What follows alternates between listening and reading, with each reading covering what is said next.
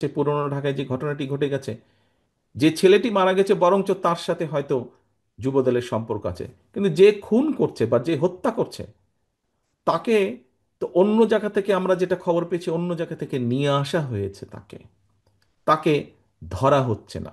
ধরা হলো, অন্যদেরকে অ্যারেস্ট করা হলো, তাকে ধরা হচ্ছে না। কি তাকে আসামিও পর্যন্ত বোধহয় করা হয়নি এখন পর্যন্ত। কেন হয়নি? কেন ধরা হচ্ছে না? আমাদের পক্ষ থেকে তো একবারও বলা হয়নি যে তমুককে ধরা যাবে না, অমুককে ধরা যাবে, একবারও তো এই কথাটি বলা হয়নি। আমরা বরাবর বলে দিচ্ছি, একটু আগে যেটি আপনাদের সামনে বলেছি, বরাবর আমরা বলেছি অন্যায়কারী আইনের দৃষ্টিতে তার বিচার হবে। দলের সাথে তার কি সম্পর্ক, কিচ্ছু যায় আসে না তাতে। তাকে দল কোনো রকম প্রশ্রয় দিবে না। কেউ যদি কোনো অন্যায় করে থাকে, তাহলে প্রশাসন ধরছে না কেন তাকে? আমাদের এখানে রিজভী আহমেদ সাহেব পরিষ্কার বলেছেন, দলীয় অবস্থান থেকে আমাদের যা যা করা প্রয়োজন, আমরা প্রত্যেকটি যেটি যেটি জেনেছি, তদন্তের পরে যাদের যাদের সম্পর্কে প্রমাণিত হয়েছে অভিযোগ, আমরা আমাদের দলীয় অবস্থান থেকে তাদের বিরুদ্ধে ব্যবস্থা গ্রহণ করেছি। আইন শৃঙ্খলা বাহিনী কেন তাহলে বসে আছে? আইন শৃঙ্খলা বাহিনীকে চালায় কে?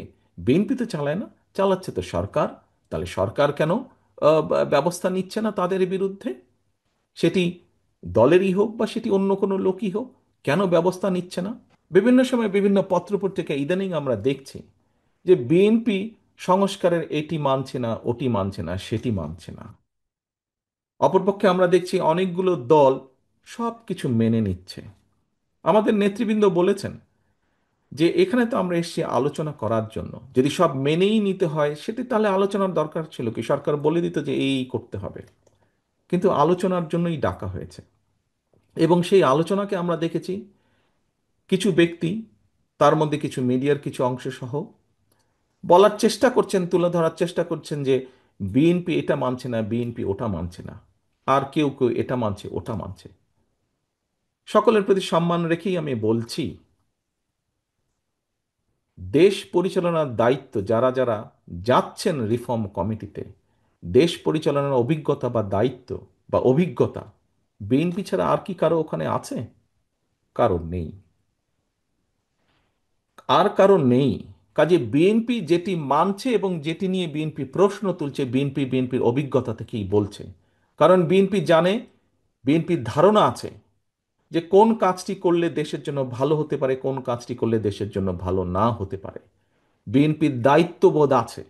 দায়িত্ববোধ আছে বলেই বিএনপি বিএনপির অবজারভেশনগুলো তুলে ধরছে, বিএনপির আপত্তিগুলো তুলে ধরছে। যার কোনো দায়িত্ববোধ নাই তাকে তো যদি বলে যে তোমাকে হিমালয় পর্বত নিতে হবে মাথায়, সে বলবে, "হ্যাঁ, নিব মাথায়।"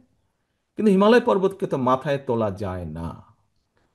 যার দায়িত্ববোধ নাই, কাঁধে যার দায়িত্ব পড়ার কোনো কারণ নেই, কাঁধে যার দায়িত্ব নেবার কোনো কারণ নেই, সে তো সব কিছুই করে ফেলতে পারবে। বিএনপি যেহেতু দায়িত্ববোধ আছে, বিএনপি যেহেতু অভিজ্ঞতা আছে, সেই জন্যই অভিজ্ঞতার আলোকেই বিএনপি যেটা যেটা মনে করেছে দেশের জন্য ভালো, দেশের মানুষের জন্য ভালো হবে, বিএনপি সেটাতে সেটাতে এগ্রি করেছে।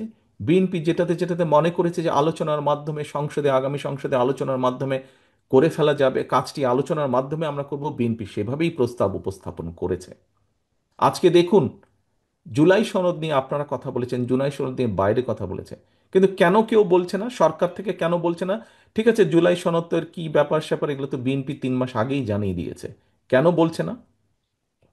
কেন কিছু কিছু দল পুরো বিষয়টিকে ভ্রান্তভাবে উপস্থাপনের চেষ্টা করছে? যে ঘটনাটি ঘটে গেছে